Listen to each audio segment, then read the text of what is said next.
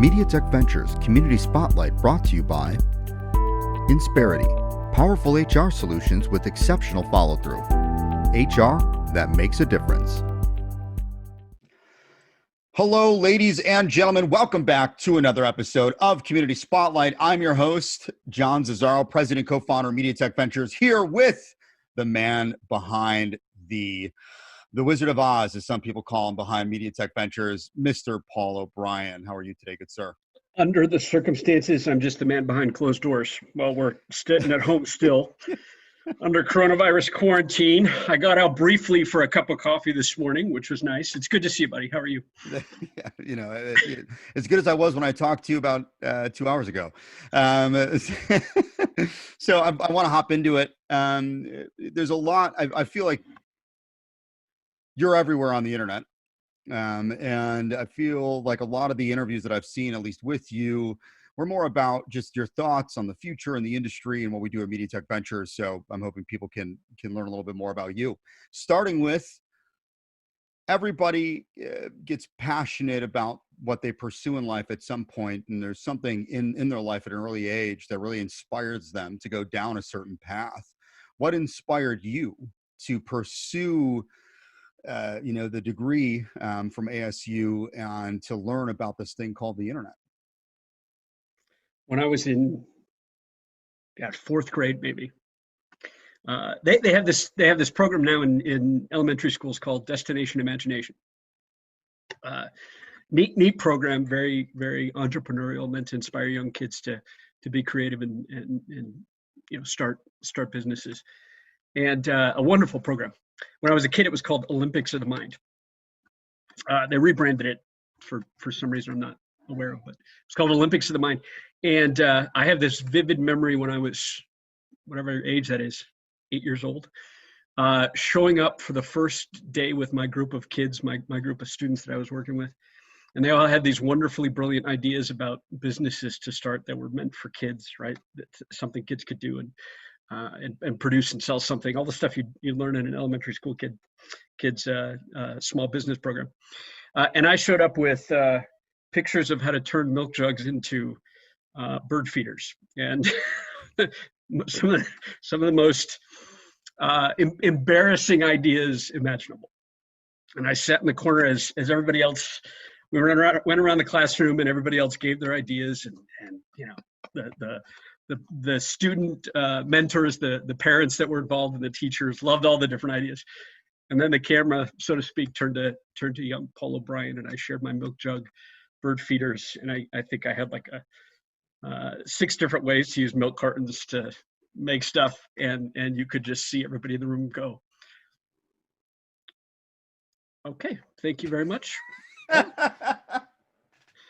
And we proceeded to the next kid. Well, needless to say, we did not start a business making milk jug bird feeders.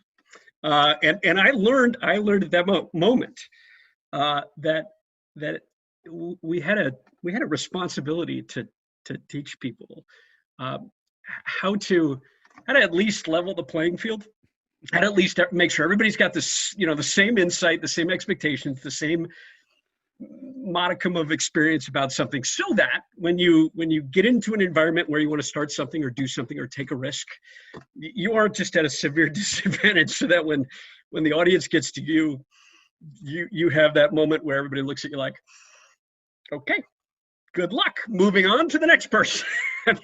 and truly that drives probably 75% of what motivates me today. That I don't think anybody should be left behind because they just don't have the same opportunities or insight to how things work. Entrepreneurship is hard enough. Being an artist or a creative is even more difficult, arguably, because you're putting your emotions on the line.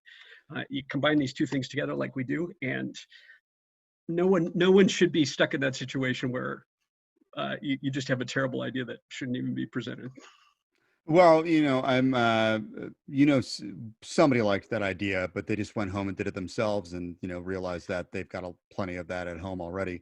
And then it just, I think you were ahead of Etsy at the time, so you were before your time. And that's probably a fair way to put it, right? I mean, it wasn't fair. It wasn't a terrible idea, right? It was the exact same idea that most kids and parents work on the weekend as they paid bird feeders for their yard. And here I am trying to turn that into a business. It's funny you say that, though, because we were outside a couple weeks ago, and Cohen took a flashlight and put it on a empty milk jug, and the milk jug illuminated with the color of the blue cap, and it became like an incredible source of light. And Like outdoor I was light. like, yeah. I was like, why not just have a light that fits around the milk jug, and then you just flip a switch, and now you've got this kind of really cool illuminated lantern. But anyway, not that you get some different colors, super cheap, super affordable, great camping gear. So it's funny. Great minds think alike. I'm just a lot older than you were, so not to digress.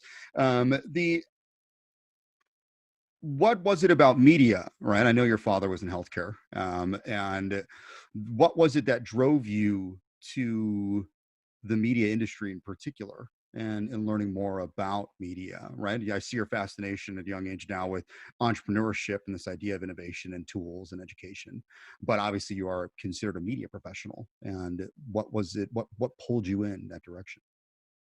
Honestly, maybe only a few years after that.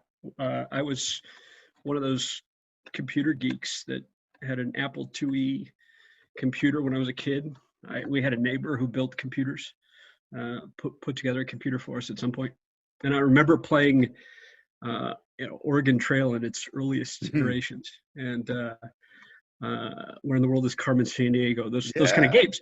And and being instilled with it at a very young age, the way in which games even then are immersive. They tell stories. They teach lessons without kids perhaps realizing they're being taught something. And I put two and two together as I got into high school. And our high school had a radio station in the high school, and not many people were excited and enthusiastic about using it. I remember the debate coach at the high school one year asking if anybody wanted to be a DJ or a talk show host on the high school radio, and I raised my hand and thought, what the hell, right? I loved music at the point. I'd experienced what different forms of media meant at a young age through things like video games, and I was just enamored with the idea of being able to impart some of that culture, some what I've learned, some of what I was fascinated about in music, to impart that to other kids at that point, just in high school. And this is before podcasting. This is before the internet was anything. Well, anything. I don't even think computers were connected at that point. We're still dialing into, through modems that used to make that sound that we're familiar with if you're my age. And while the school and truly, parents or future parents think about this, your school probably has a media group now. They certainly probably do announcements via camera and some sort of radio-like experience in school. Our school, of course, had all that, but there I was for about an hour every single morning, and I had the complete attention of the entire school, despite the fact that announcements would be later, and despite the fact that there was the local newspaper and so forth. Every morning, everybody was listening to me and to whatever I played and whatever I talked about. And somewhere around 1995, 1998, 2000-ish, somewhere around that time frame, we actually started to lose track of the implication of those things, right? We started to get frustrated with video games being dangerous, right? That we started to see parents talk about how it was terrible to kids to be putting guns in their hands on video games. It was probably teaching them wrong lessons. And we started to lose sight of the fact that radio and print were these powerful mediums that influenced the world, and we weren't translating that to how the internet did the same thing through things like AOL and Yahoo. That there was a disconnect at that point in time that when I was in college really drove that passion that my early experience as a kid, being embarrassed, taking a risk, and then my later experience learning about how these forms of media and mediums enable us to reach people and share things with people. You take those two ideas together, and it struck me that we had this opportunity to use these forms of media to help others, to either educate or talk or inform or share, and to ensure that everybody has a little bit more of that level playing field that I was talking about. So when did you start building websites, and how did that come about? Right, because I know I want everybody to know and hear about your story with the Beatles as well. Yeah, you bet. Um, so when I say computer geek, I don't mean computer geek in the sense of being able to write code. I could build a computer back when we could do that. I took apart our computers rather frequently and upgraded video cards and that kind of thing. And so when I got to college school, I went to Arizona State University, and before that, I was the guy behind the microphone in high school. I was the kid who didn't want to take a risk because of what happened to me when I was younger. And so when I got to Arizona State University, which was probably still is one of the biggest party schools in the country, there I am investing almost all I can manage to be social, and then frankly needed to shut down. And so at that point, we didn't need to build computers anymore or really upgrade them that much. I had a decent computer in my dorm, and I started playing more with HTML in its earliest versions. And the first website I actually created, I actually never talk about it. You probably don't even know this. The first website I created was called Rare Exception, and there's probably, if you look it up on Whois or something, you probably still find rareexception.com in its early instances. And I was trying to go with, some brand that talked about how it was this rare exception to the rules, right? A little bit of my personality, rare exception to what's normal. And I don't even remember what I created at that point, but I put some articles about music history.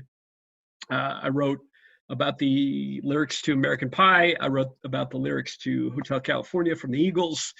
And I wrote some stuff about the Beatles because that was, my passion for, that was my interest in music. And in college, I had a music history class that the professor loved to give all these interesting, intriguing anecdotes about music history and the artists and so forth. And so I decided to make something more of Rare Exception, and I turned it into The Octopus's Garden. By the same name of the famed Beatles song. Of course. Turned it into a website called The Octopus's Garden, and then just heavily invested in making it all about music. Back then it was not terribly hard to create websites. It was 6 or 7 pieces of HTML code that you had to learn, and then everything could pretty easily be looked up or strung together to create a layout and create what a website looks like. And didn't know much more about what I was doing with it. I remember trying affiliate networks. We used to have these things called website rings. You join a website ring, and everybody else on the ring would refer traffic to the next. You'd click the button, and you'd go to the next website, and it would be just. So I experimented with early forms of how to promote websites and just playing with stuff because I was curious and didn't know what else to do with my time. Certainly wasn't going to go to class too much. So I had a bunch. I had an article about John Lennon and the number 9.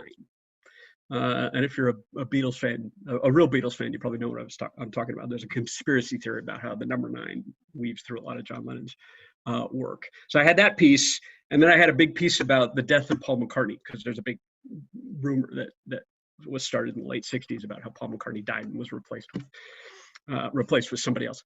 So I had those 2 articles up, and I was maybe a junior in college, and one day got an email from a man by the name of George Martin, who many will know as the producer of the Beatles.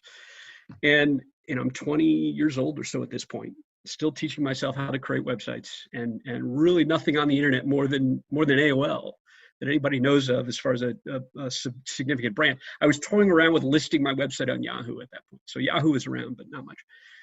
And I get an email from the other side of the world. Never traded email with anybody, but maybe students, maybe teachers, maybe my family. And I get this email because of this website that I created. And mind-blowing. Can't describe it because I didn't know how he found it. I mean, imagine, right? I had no idea how he found it. Had no idea why he cared. Had no idea, it just all of a sudden this thing showed up in my inbox. And from that point forward, I knew I was going to be in this line of work in some form or fashion, because if you piece those 3 things together, right, getting passionate about making sure people have the same opportunities and the level playing field to learning how and appreciating how traditional media enables us to do that, to experiencing firsthand how the internet's going to make the world closer and more connected in the span of my childhood. It was pretty apparent at that point that I couldn't do anything else with my life. Yeah, I can't even imagine what it would be like to receive a message from George Martin.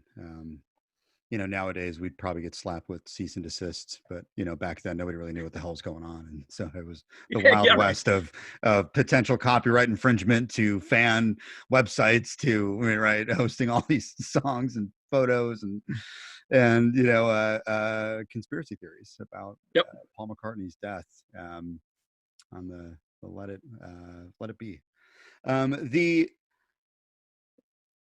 I know early on Yahoo was where you really started digging into the kind of the infrastructure, right? The behind the scenes of how the internet works. What were some big going into that job?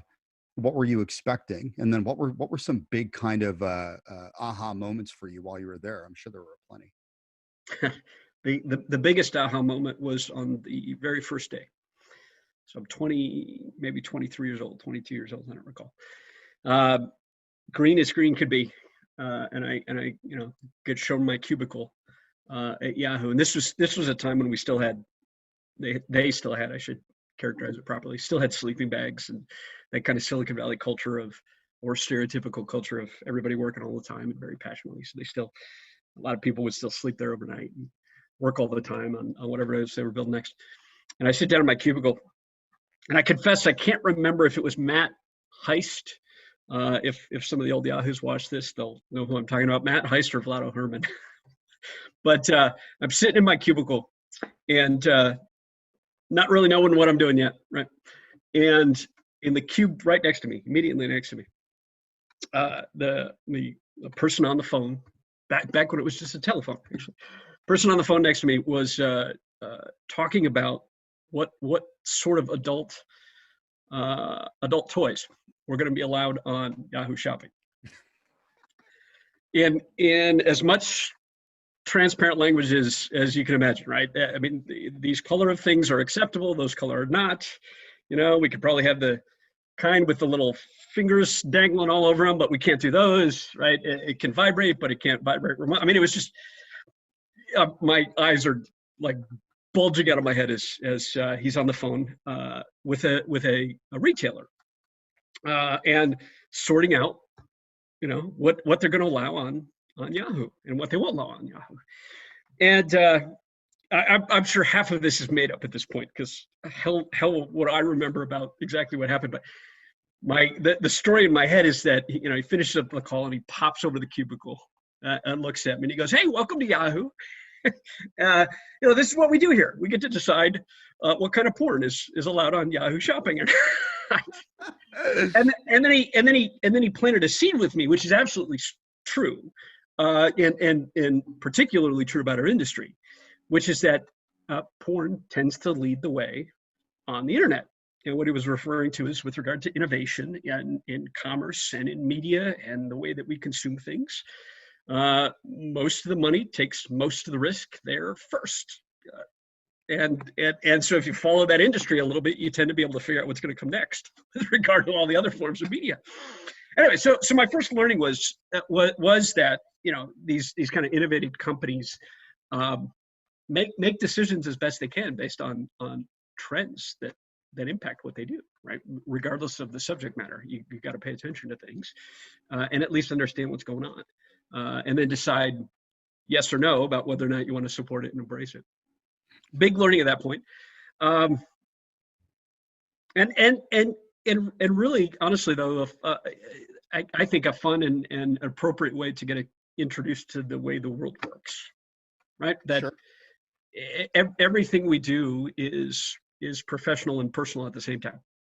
And that's okay, because there's something for everybody. And there's no reason to exclude or get uncomfortable about any situation that we might be working with or in. It's all meaningful to somebody, and it's important work. That's very true. And it's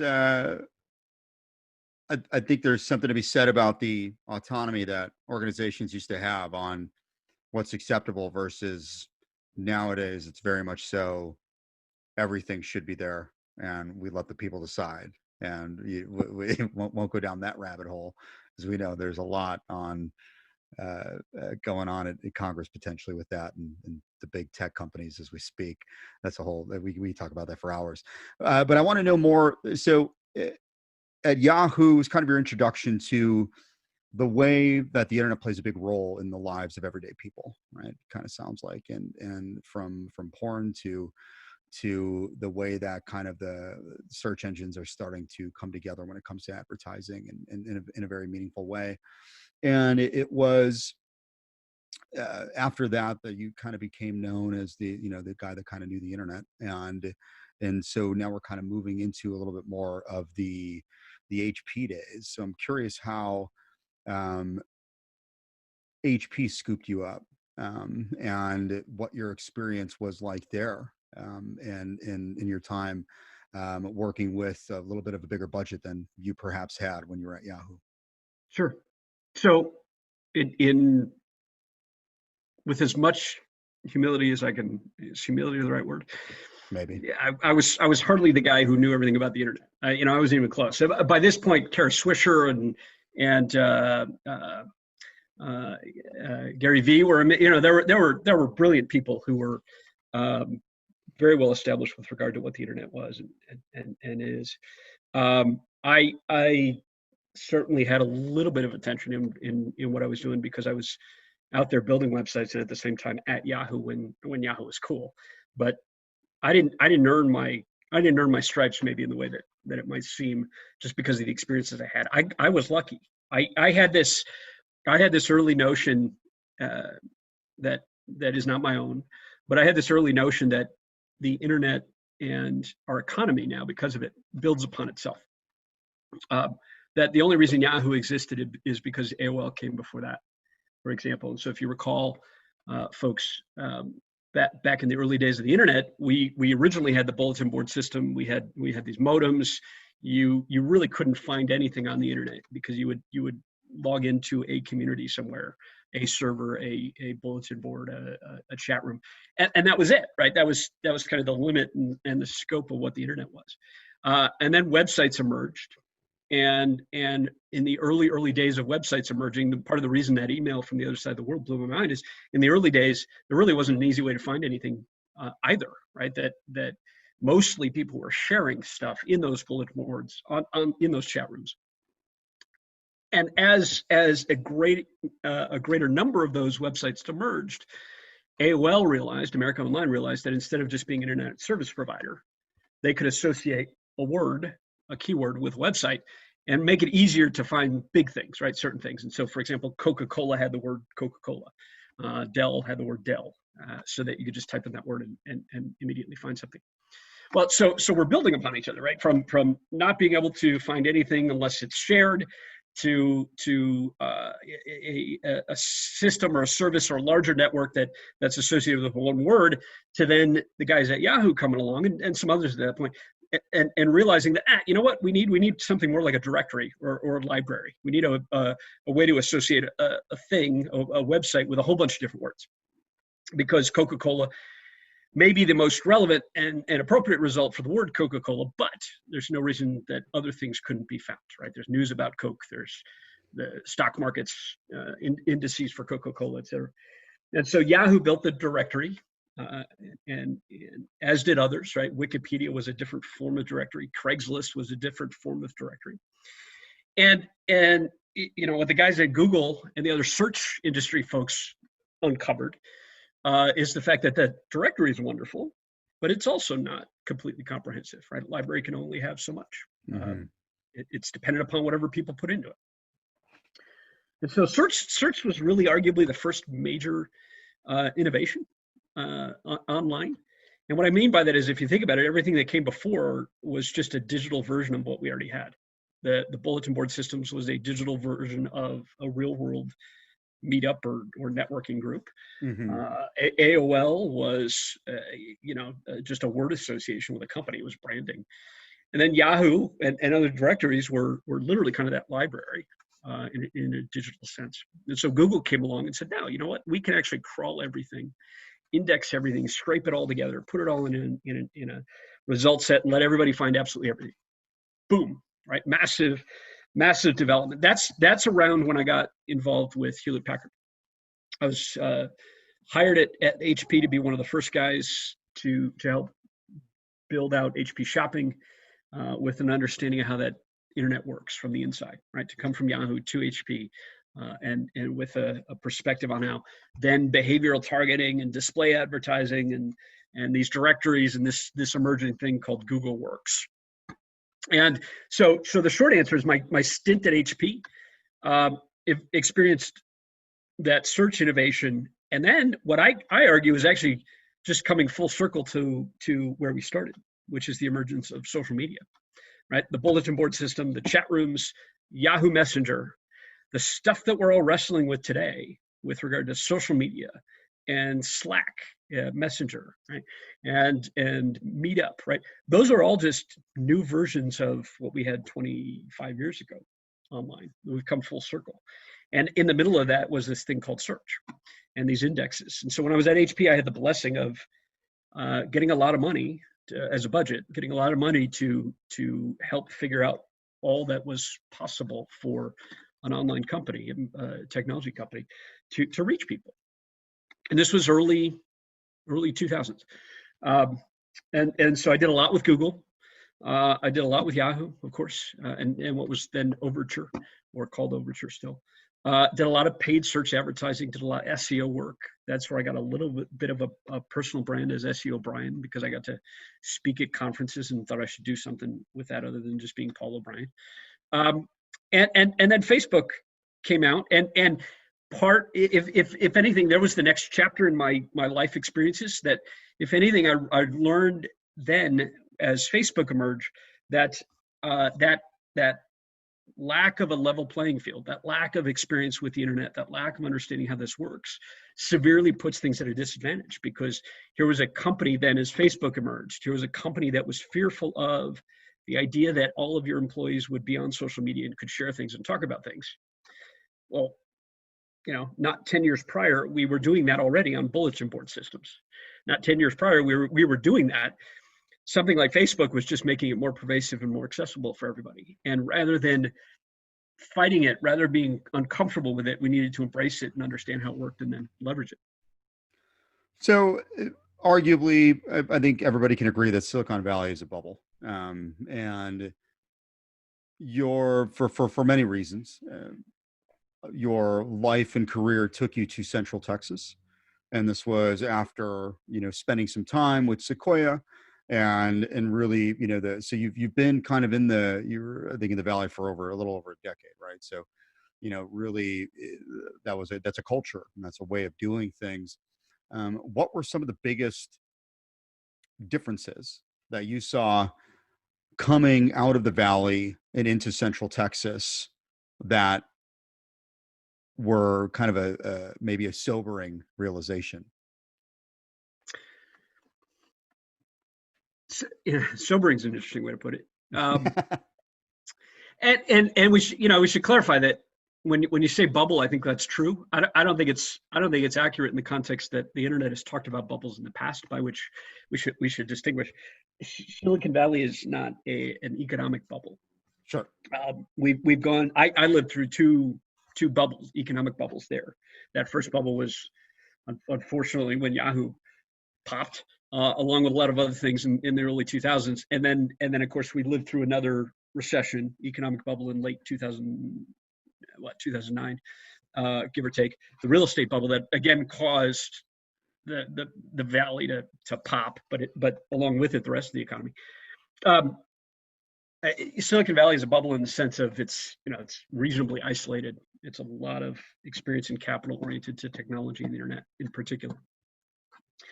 And in that context, I think that's accurate. I think that's true, because the most sobering experience that I woke up to when I moved from there was this idea that, if you think of the entire world and the amount of experience that everybody has with with this stuff.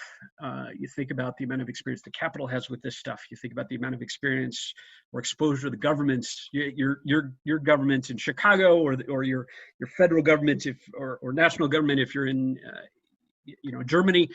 The amount of experience our governments have with this stuff is all pretty nascent, frankly. That Silicon Valley was a place where seemingly everyone knew how to build websites. Everybody knew how Facebook works. Everybody knew how Google works. You didn't hire SEOs because everybody knows how to make sure you build a site properly for Google. That's the bubble.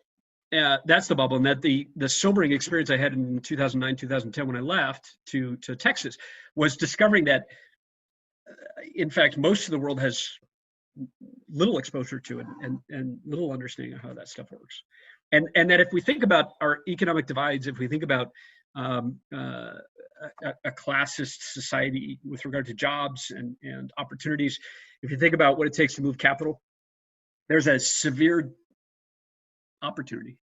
I won't say disadvantage, but there's a severe opportunity in the rest of the world to catch everybody up, right? To really just get everybody up to the same speed as and on the same page as all of those people in a place like Northern California who've been working on this stuff for 25 plus years. And don't get me wrong, some places are, and we're up to speed to an extent, right? New York had some experience with it. Los Angeles had some experience with it. London has had a lot of experience with it. Singapore has had a lot of experience with it. But for the most part, 10 years ago, 12, 15 years ago, most places still didn't have any exposure to it. And so what's been neat to watch over the last 10 years is how quickly the rest of the world has caught up. How quickly, once we realized that the internet is built upon itself, how quickly we've been able to teach people and teach businesses and teach companies that there are some underlying fundamental principles about the internet that once you know and once you understand as a government, as an entrepreneur, as a small business, as even just a local business, you very quickly can overcome a lot of the challenges of the internet that seem to be making things difficult for you, seem to be holding back your success in your business, and actually make it very easy to participate in today's economy. And it's critical that everybody understand that stuff, because this stuff, this internet stuff is not going away.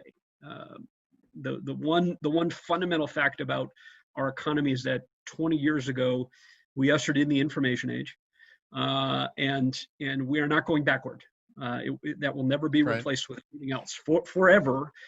To the extent that you understand this stuff and you know how to leverage this stuff and you know how to participate on this stuff, you will have an advantage. You will be successful. And if you don't, you will have a disadvantage, and could be successful, but you will certainly struggle a little bit with keeping up with the rest of the people that do understand this stuff. So I think the kind of coming to present day, a lot of what you saw as opportunities, as we'll call it, and I said sobering because I know that there was a lot of frustration involved with that as well. The need for MediaTech Ventures and this idea of creating opportunities, access, education, and starting to really compile and compartmentalize a lot of the people data and industry data that was necessary for us to continue to growing and to move forward. Started, I think, maybe building earlier on than when maybe you had the idea. You were kind of living and breathing it before you maybe had the hypothesis to take to the state to do some research. And so now, arguably, you mentor more than any other, I think, person that I know, and that's very admirable. You've been responsible for helping bring Mass Challenge and Founder Institute to Texas, to working with a lot of incubators, also doing a lot of work in the early days for some of the VC, especially on the crowdfunding side. And have been with at South by doing a lot of the judging for the pitch competition for a very long time as well. When it comes to MediaTech Ventures and your vision and what you're trying to accomplish, what are you hoping people think of when they think about MediaTech Ventures?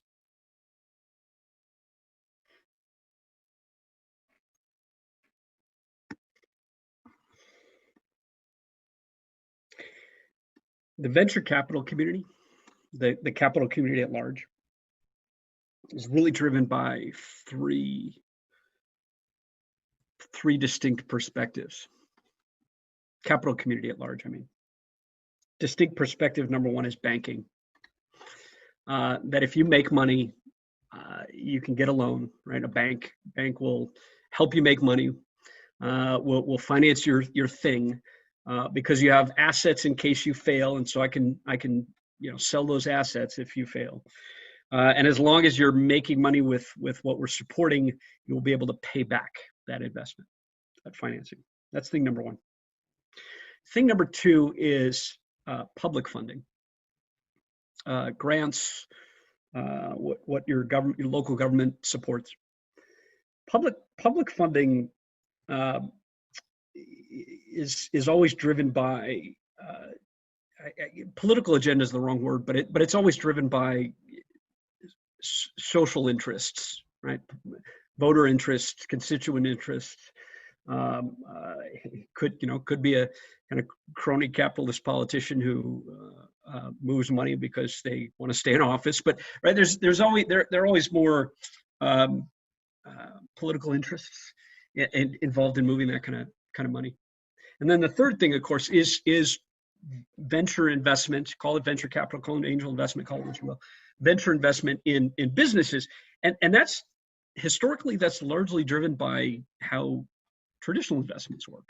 That traditionally it's that finance MBA, it's someone from Goldman Sachs, it's that very robust and experienced finance industry mind that influences how capital moves. Here's what I'd like people to think about or take away with regard to not just MediaTech Ventures, but everybody trying to serve entrepreneurs. And it's that those three ways of moving capital into new businesses are actually rather poor ways of making decisions. Early innovation, startups, R&D, entrepreneurs, even creatives. They're not P&Ls. They're not decisions that you can make as simply or soundly as looking at a set of financials and determining whether or not it's a solid, appropriate use of capital. And so it's always struck me as interesting that despite that fact, our world, our economy still largely makes decisions about where to put capital to support early entrepreneurs in those three traditional ways. Right? Will it make money, and are there assets? The bank. Will this have the political impact that we hope it to? Public money. Or does it look good financially? Does it look good on paper? The finance industry, Wall Street. Some folks at Techstars, Jason Seats planted this seed with me. Some folks at Techstars planted this seed with me. We see it in programs like Founder Institute, that the only thing that really matters to whether or not a startup is successful is the people who are involved. That's not a banking decision. It's not a financial industry decision. And it can't be a politically motivated assessment.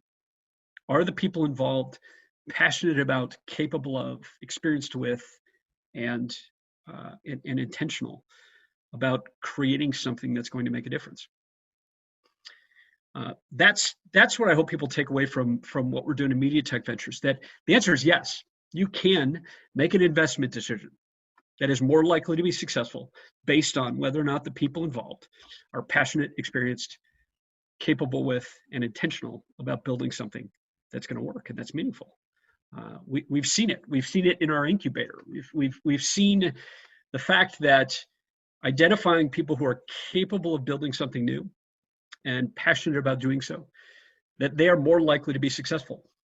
And we've seen that when we support those people, we enable those people to better understand what it takes to have some experience with or perspective about the internet, to understand the implications of media. When we help people do that, not only are they more likely to be successful when you can identify that tenacity and that passion and that experience, not only they're more likely to be successful for an investor, but because we've leveled that playing field for them, we've taught them how the internet works, we've exposed them to what media can or can't do, we can deliver better returns. We can make sure that the bank's investment, their financing, is far more likely to be impactful as a local business or a small business. We can ensure that a government's interest, public funding, a university's interest in supporting something is more likely to result in the political motivation that's behind it, that it's going to create jobs, that it's going to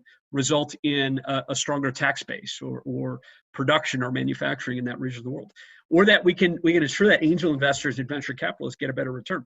Why? Because we've teased out the fact that it's not just a set of financials that make a successful investment. It's a team that's capable and passionate. It's a team that's experienced. It's a group of folks. It's a group of individuals in the world who understand how this stuff works and know what to do with it in a way that they're not at a disadvantage as a company, as are most still throughout the world. That's what we do. That's what I want us to be known for. And yeah, I get involved a lot in mentoring, and I write a lot, maybe more than I should, given all the work that we have to do. But it's because I believe that so passionately, that if we teach people this stuff, then everybody will be more successful. And when everybody is more successful, we have more opportunity to pay it forward and to pay it back. So we're coming up on time. I got a couple more questions for you. If you had a superpower, what would it be? If I had a superpower, what would it be? Man, put me on the spot. If I had a superpower, what would it be? I would. I don't even know if this is an actual superpower, but honestly, the one thing that strikes me as the thing that I'd like to change about the world and people at large is that Beatles notion. All you need is love. That it is the most important, most valuable consideration in the entire world. And I would love to sprinkle some fairy dust on the planet and make everyone realize that and live that way. I think we see it in politics. I think we see it in business. I think we see it in world governments. I think we see it in the way people engage with friends and family. I think we see it in the way that companies online operate and behave. That if everyone simply put love first, I actually do firmly believe that innovation would accelerate. Everyone would be able to thrive financially. Mental health issues would probably disappear. And most of the world's challenges with regard to the environment and infrastructure and so forth would also vaporize in almost no time. As our attention as a population, what are we now, 7 billion people? As that population suddenly realizes, you know what, the only thing that really matters is that I take care of other people first, and to an extent more than myself. If everybody did that. So Captain Love, and instead of the Shark Tank, we'd have the Love Tank. So I'm just trying to think of I'm trying to think of all the ways this could play out. It's very noble of you. I ask everybody that question, by the way. Sure. And I'm always fascinated by the answers. What are some who are people that inspire you? Who are people you follow, either on social media, podcasts that you listen to, books that have really helped you along the way? What does that look like? So I'm not.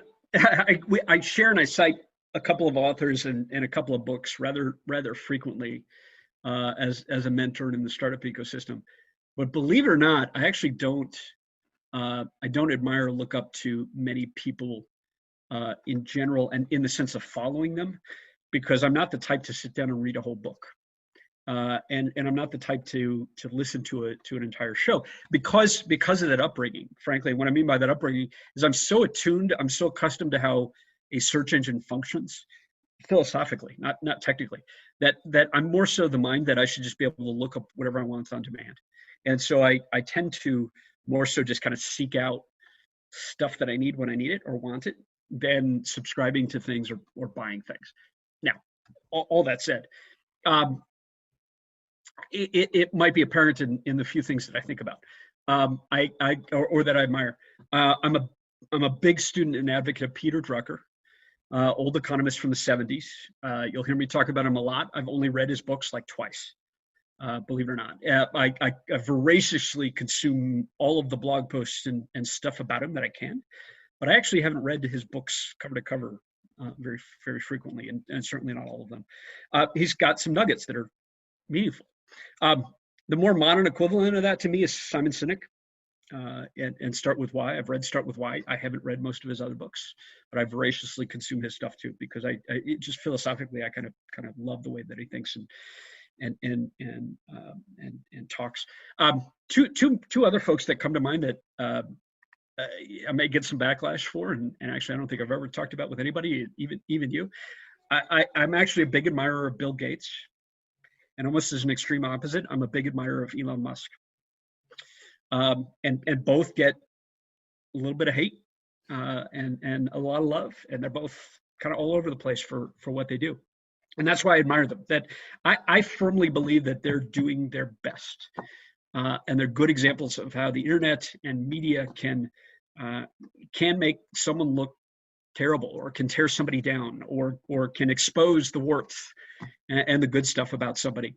But at the end of the day, I admire them both because they both invested so much of themselves and their capital and their reputation and their companies and their wealth into improving the world in so many different ways possible, as best they possibly can. That if anything, my point about love, I hope is kind of emulated in that and them. Here's Bill Gates trying to cure the world of malaria because he has the means to, and yet he's a computer guy who built an operating system that had some control over the way the internet and computers work. But the fact that he's constantly pushed for more innovation with regard to how and what Microsoft does is evident in the way that he gives that back in some way as best as possible.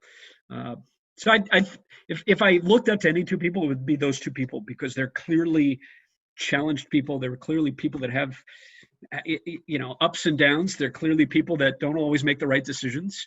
They're clearly human. And yet, because they're all over the place, because they're working 120-hour work weeks, they're able to make a difference. And we're not always going to like the difference they make. But I think that's natural of everybody and everything. And we look to the best that they accomplish, and we look to why, to refer to Sinek's point, and we look to what some of Drucker taught about being innovative and understanding the market. And you can see how a Bill Gates and an Elon Musk are perhaps among the most successful and incredible people in the world because of their understanding of that and how they impact people. Awesome. Well, time's up. This has been great to get to know you more personal, but more importantly, obviously, I knew a lot about you already. This is definitely more for everybody that watches and gets to know a lot of these incredible media technology innovators on a much more personal level. Would like to thank our partners Insperity for helping make these happen. Please subscribe below if you want to keep up to date with all of the fantastic interviews that we have. We do these every single week. Also in the newsletter, so make sure you check it out. Go to MediaTech.Ventures to find out more. And we'll see you next time, everybody. And if there's anybody that you want us to interview, if there's anybody that you think should be on the show, drop us a note. I'm John at MediaTech.Ventures. As you can guess, he's Paul at MediaTech.Ventures if you want to get a hold of us. And we'll see you next week, everybody.